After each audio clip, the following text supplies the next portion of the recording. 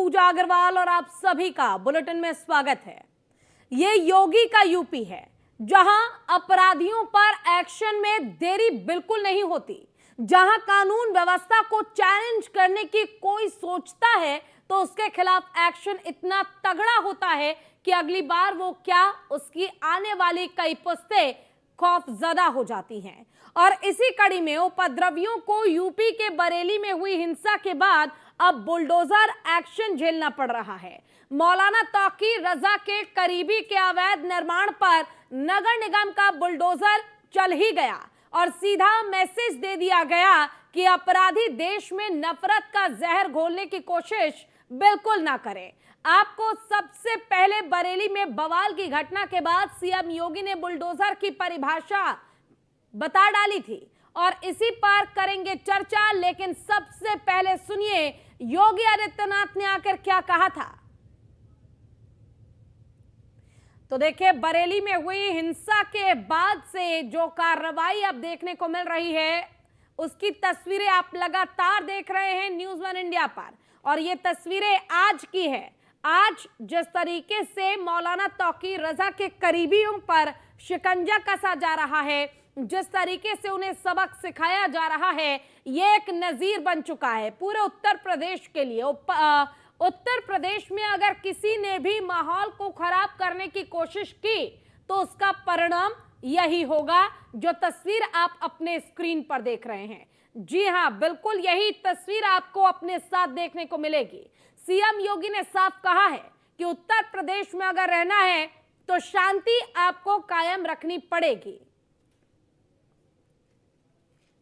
जब बेईमान और भ्रष्ट लोगों के हाथों में सत्ता आएगी, उस सत्ता का शोषण और दोहन उसी प्रकार से करेंगे जैसे उत्तर प्रदेश के सामने पहचान का संकट खड़ा हुआ था। जो जाति के नाम पर भड़काते हैं भावनाओं को, परिवार के नाम पर दोहन करते हैं, इन्हीं के लिए हम लोगों ने बुलडोजर बनाया था। इन्हीं के लिए बनाया था ये। जब बेईमान और भ्रष्ट लोगों के 26 तारीख को शुक्रवार को जुमे की नमाज के बाद में जो उपद्रव हुआ था, उसके अंदर कुल मिला के 10 FIR पंजीकृत की गई थी। इसके अंदर लगातार हम लोगों को चिन्हित कर रहे थे, ऐसे उपद्रवियों को चिन्हित किया जा रहा था और इसी क्रम के अंदर लगातार दबिश दी जा रही थी, गिरफ्तारियां की जा रही थी। इसमें आज का यदि फिगर बताया जाए तो टोटल 73 गिरफ्तारियां हो चुकी हैं, जिनमें से जो लास्ट जो गिरफ्तारी अभी जो लेटेस्ट हुई है उसमें मुठभेड़ के उपरांत गिरफ्तारी हुई है और एक गौकश, अभ्यस्त गौकश जो पहले जेल जा चुका है गौकशी में और गैंगस्टर एक्ट के अंतर्गत भी इसके बाएं घुटने में गोली है। और इसी प्रकार बाकी भी जितने ऐसे उपद्रवी हैं उन सभी को चिन्हित किया जा रहा है और जल्दी बाकी लोगों को भी गिरफ्तार किया जाएगा। इसके पास से एक तमंचा बरामद हुआ है और ये शामतगंज चौकी के पास में, शामतगंज फ्लाईओवर के नीचे जहां पे उपद्रव हुआ था, वहां पर ये पाया गया। शुक्रवार को जो घटनाक्रम हुआ था उसके पश्चात कई लोग चिन्हित हुए थे वीडियो और फोटोज के आधार पर, जिन पे कार्रवाई की गई। इसमें मौलाना तौकीर के साथ साथ बहुत सारे तौकीर के एसोसिएट्स जो हैं वो जेल गए हैं एविडेंस के आधार पर। इसी क्रम में जो फोटो और वीडियोज प्राप्त हुए थे उसमें ये भी पाया गया कि इसमें बाहर के भी काफी लोग शामिल थे। इसमें बंगाल, बिहार के लोगों की भी पूर्व में गिरफ्तारी सुनिश्चित करके उनको जेल भेजा गया है। इसके साथ साथ न केवल बरेली बल्कि आसपास के जनपदों के लोगों की संलिप्तता भी कुछ सामने आई है। इससे कंफर्म हो गया है कि ये अचानक ही प्रतिक्रिया नहीं थी बल्कि पूर्व से सुनियोजित थी, जिसमें पहले से ही पोस्टर, बैनर, बहुत सारे बॉटल्स और बहुत सारी चीजें इकट्ठी की गई थी और ये लोग शामिल थे। इन सभी तथ्यों को देखते हुए जो टीम है वो प्रभावी तरीके से इन्वेस्टिगेशन कर रही है और जैसे जैसे तथ्य सामने आएंगे उस हिसाब से विधिक कार्रवाई सुनिश्चित की जाएगी और वैज्ञानिक साक्ष्यों के आधार पर सारी विवेचनाएं पूरी की जाएंगी। उस सारे तथ्यों की हम लोग जांच कर रहे हैं। इनके जो भी बैंक अकाउंट्स हैं प्लस इनके जो बाकी इनके संस्थाओं के अकाउंट्स हैं उन सभी की हम लोग जांच कर रहे हैं, जिससे सारी चीजें निकलकर सामने आएंगी और समय समय पर जैसी चीजें सामने आएंगी वो आप लोगों के साथ हम लोग शेयर करेंगे। अभी तक जो तथ्य सामने आए हैं उसमें यही था था कि लगातार 7 दिनों तक इनसे बातचीत की गई। इनको ये भी बताया गया कि त्योहार का टाइम चल रहा है, इस समय इकट्ठा ना करें, भीड़ ना जुटाए लोगों को, लेकिन लगातार इनके द्वारा इन सब चीजों से अलग अलग बातें करी जाती रही, जिसका परिणाम स्वरूप विवाद हुआ। बहुत सारे तथ्य हैं इसमें जिसकी हम लोग जांच कर रहे हैं, जो भी बेचना का विषय है। जल्द ही सारी बातें हम आप लोगों से शेयर करेंगे। अभी इसमें मौलाना तौकीर की, नदीम की, शकलैनी की, इन सबों की गिरफ्तारी हो गई है। बाकी कई लोग ऐसे हैं जो इमीडिएट हिरासत में लिए गए हैं, जिनसे पूछताछ चल रही है, और जैसे जैसे कार्रवाई आगे होगी हम आप लोग को अपडेट करते रहेंगे। शुक्रवार को जो घटनाक्रम हुआ था उसके पश्चात कई लोग चिन्हित हुए थे। वीडियो और फोटोज के आधार पर तो देखिए, फिलहाल जिस तरीके से उत्तर प्रदेश में हालात काफी बेकाबू हो गए थे, उन हालातों को अब स्थिर करने के लिए उत्तर प्रदेश में बड़ी कार्रवाई देखने को मिली।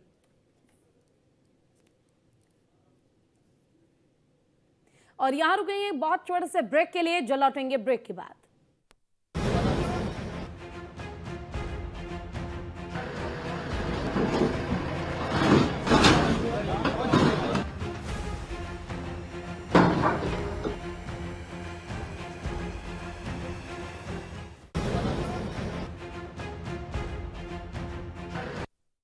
क्या आप जिम जाते हैं, कसरत करते हैं, फिर भी आपकी सेहत नहीं बनती?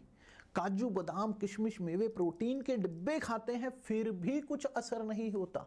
तो इसका मतलब है आपका पाचन तंत्र खराब है। और जब तक के पाचन तंत्र दुरुस्त नहीं होगा, आप जितना मर्जी अच्छे से अच्छा खा लो, आपकी सेहत नहीं बन सकती। इसलिए हमारी संस्था सन्यासी आयुर्वेदा ने एक ऐसी दवा का निर्माण किया है जो कि आपके लिवर, आपके पाचन तंत्र को दुरुस्त करने का काम करती है, ताकि आप जो भी खाएं उसका पूरे का पूरा निचोड़ आपके शरीर को लगे, आपकी भूख बढ़े, खाया पिया सही से लगे, नया खून बने, हड्डियों में जान आए, वजन बढ़े और आप मोटे तगड़े खूबसूरत पर्सनैलिटी के मालिक बन जाएं। सिर्फ 699 रुपए की पूरे 1 महीने की दवा होती है और आप इसे घर बैठे 011-45454545 पर फोन करके दवा मंगवा सकते हैं। नमस्कार, आप देख रहे हैं हेल्थ जंक्शन।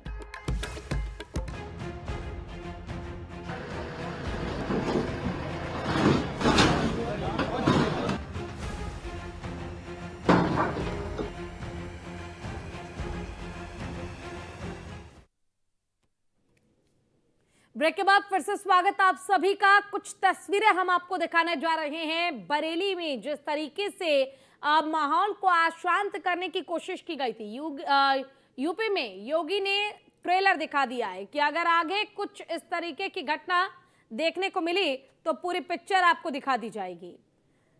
यूपी में उपद्रवियों में बड़ी टेंशन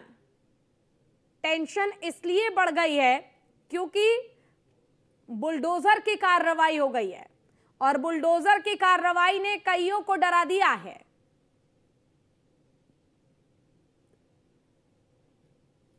ये देखिए, पकड़ पकड़ के उपद्रवियों को गिरफ्तार किया गया है और सबसे बड़ी बात यह है कि उन उपद्रवियों को भी पकड़ा जा रहा है जो सीसीटीवी फुटेज में आ गए हैं।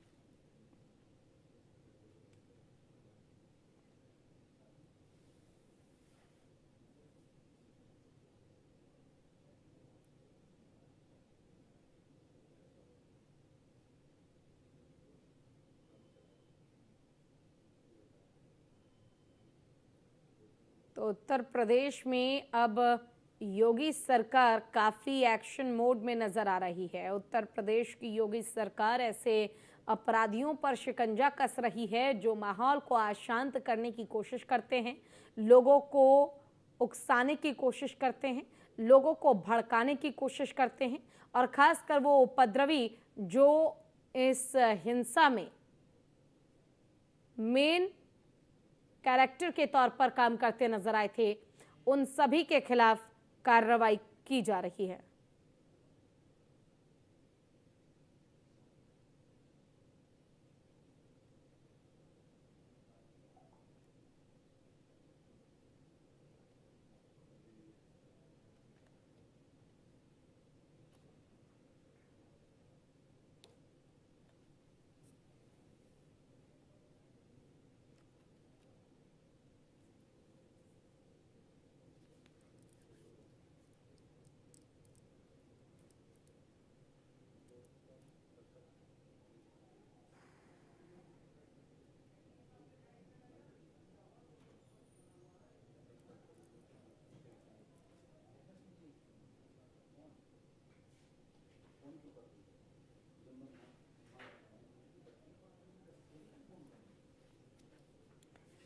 तो देखिए उत्तर प्रदेश में जिस तरीके की कार्रवाई की गई है, ध्वस्तीकरण की कार्रवाई से अब जो उपद्रवी हैं वो काफ़ी डरे हुए हैं। साथ ही जो तौकीर रजा के करीबी हैं उन्हें भी संदेश देने का काम योगी सरकार ने किया है।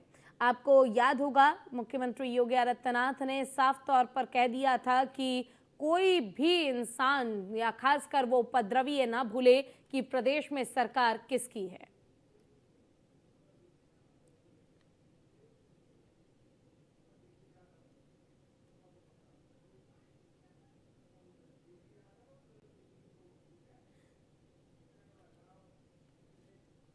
चले चर्चा के लिए हमारे साथ डीपी यादव सपा प्रवक्ता हैं जुड़ गए हैं और शोएब सिद्दीकी हमारे साथ जुड़ गए हैं, मुस्लिम स्कॉलर हैं। सबसे पहले तो रुक करना चाहूंगी डीपी जी आपका। देखिए जिस तरीके से आज तौकीर रजा के जितने भी करीबी हैं उनके खिलाफ चुन चुन कर कार्रवाई की जा रही है और आज बुलडोजर की कार्रवाई के जरिए अवैध निर्माण को तोड़ते हुए ये भी बता दिया गया है कि माहौल को अगर किसी ने भी अशांत किया तो उसका हश्र कुछ ऐसा ही होगा। आप क्या कहेंगे प्रदेश सरकार के इस एक्शन को लेकर? देखिए उत्तर प्रदेश में भारतीय जनता पार्टी की सरकार हर मोर्चे पर फेल हो चुकी है। कानून व्यवस्था नाम की कोई चीज नहीं है उत्तर प्रदेश में।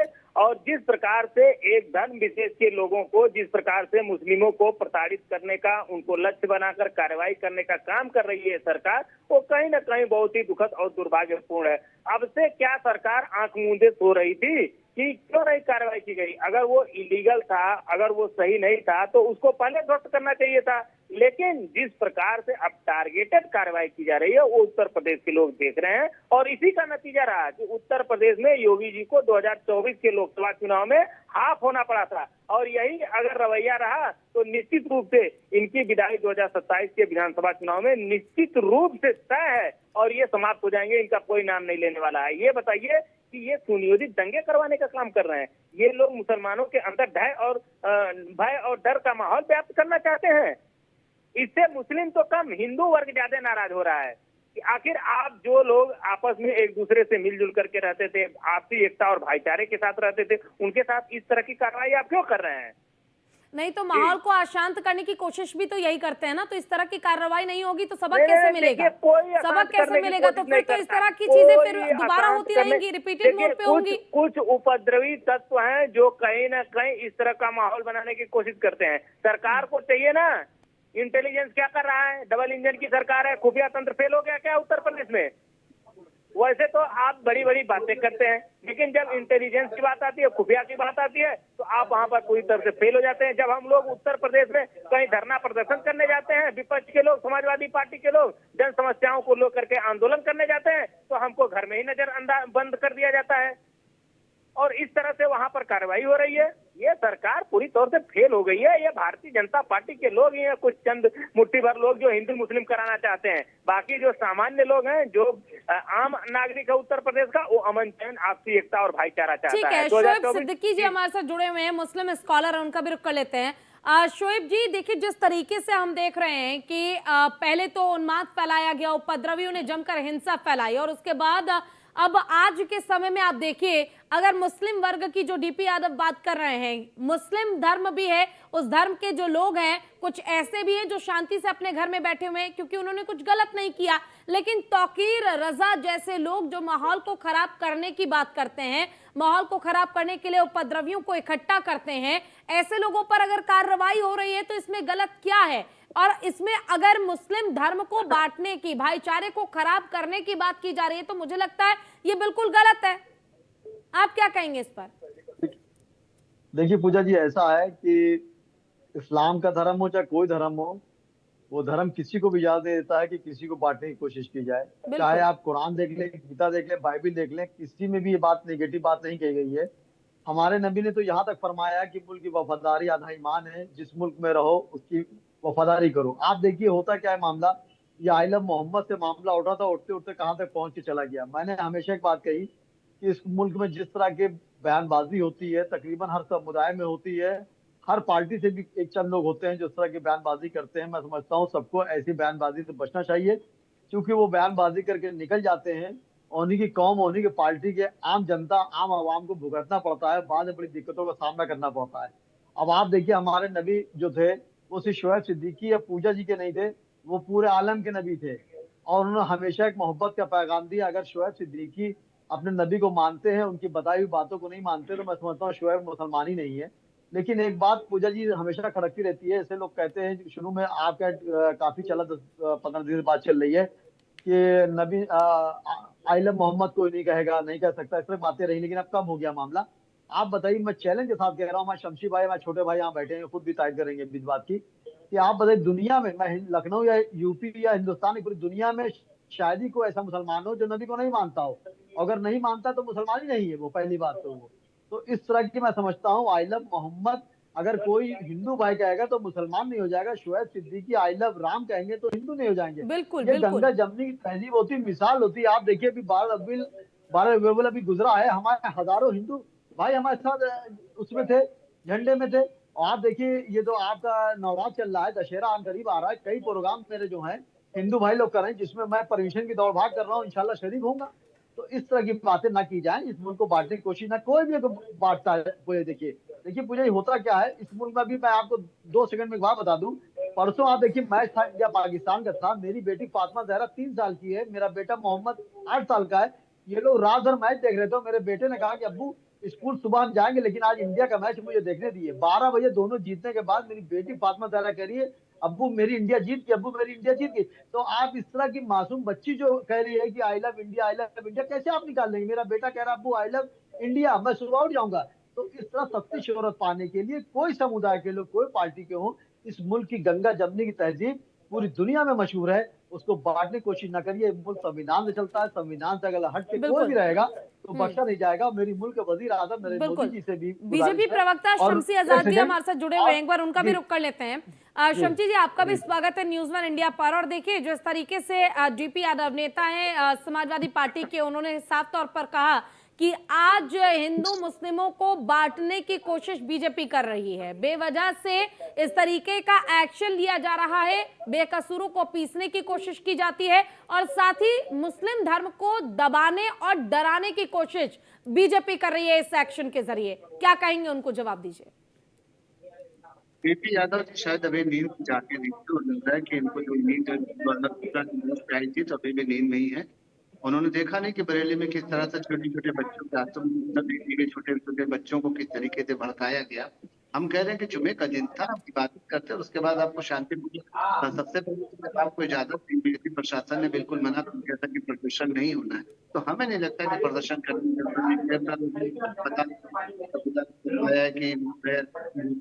तो कानून का पालन करने भी तो ईमान है। जहाँ के हुकूमत का जो कानून रहेगा, आप सऊदी अरब में रहते हैं वहाँ कानून फॉलो करते हैं, दुबई जाएंगे वहाँ कानून फॉलो करेंगे, अमेरिका जाएंगे वहाँ कानून फॉलो करेंगे। तो हिंदुस्तान में भी जो कानून है आप उसको फॉलो करेंगे। 2 महीना 2.5 महीना भी पूरा जो है मुहर्रम चलूम, उसके बाद रबीउल अव्वल का प्रोग्राम पूरा गुजरा। प्रशासन का शुक्रिया अदा करते प्रोग्राम को किया। लेकिन अब जब दशहरा करीब है, जब दशहरे का प्रोग्राम चल रहा है, खुशियां मना रहे तरीके से आजादी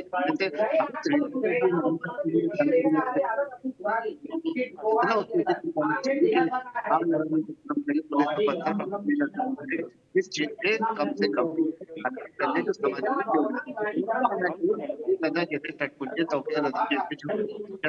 देखने वाले लोग हैं, इनका तो मुस्लिम समाज आह्वान तो कर दिया कि भाई सब निकले, लेकिन उस दिन तौकीर रजा खुद निकले, ये कमरे के अंदर से बैठकर अपना सिंडिकेट चलाते रहे। भाई गिरफ्तारी हुई और उनके जिन्होंने झूठ बेईमानी मुसलमानों के ऊपर जो है गंदी राजनीति करने के लिए अपनी कौम को। चलिए ठीक है, आप तीनों का बहुत बहुत शुक्रिया अपना कीमती समय हमें देने के लिए, हमारे साथ जुड़ने के लिए। तो देखिए, अभी भी उत्तर प्रदेश में जमुनी और गंगा तहजीब जो है वो स्थापित है, वो बरकरार है, लेकिन ऐसे भी कुछ लोग हैं जो छुपकर उपद्रवियों को बढ़ावा देते हैं और उपद्रव फैलाने की कोशिश करते हैं। बस उन्हीं के खिलाफ सरकार का अभियान जारी है और सरकार का एक्शन लगातार चलता रहेगा जब तक माहौल को अशांत करने की कोशिश कोई भी करेगा, चाहे वो हिंदू धर्म से हो या फिर मुस्लिम धर्म से हो, उसे बख्शा बिल्कुल भी नहीं जाएगा। फिलहाल के लिए बस इतना ही। नमस्कार।